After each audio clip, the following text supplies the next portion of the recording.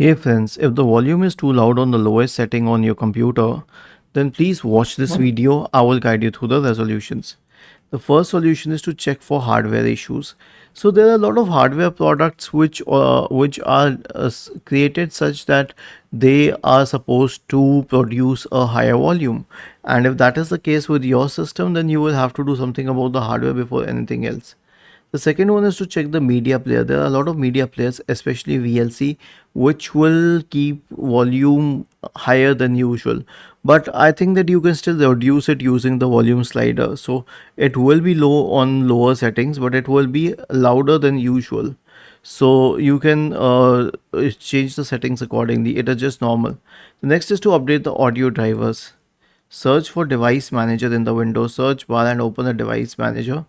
Expand the list for audio inputs and outputs, and then right click on the what do we say, output speaker option, and select update driver and update drivers automatically. The next one is to run the hardware and devices troubleshooter. The command is msdt.exe space -id space device diagnostic. Press the Windows key and the R key together to open the run window. Paste the command here and hit enter. It will open the hardware and devices troubleshooter. Click on next and it will start detecting problems. Next solution is to change the system volume. Okay, so how would you change the system volume?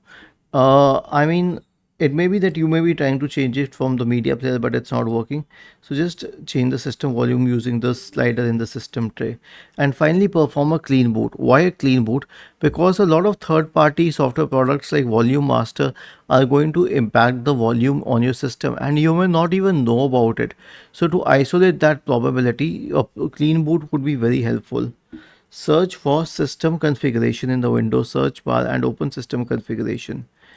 Go to the services tab, check the box associated with Heidelberg Microsoft services. If any of the service is checked, click on disable or apply, OK, and then restart your system. Was this helpful?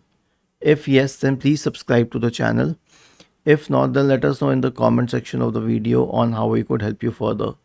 Thank you for watching this video and have a nice day.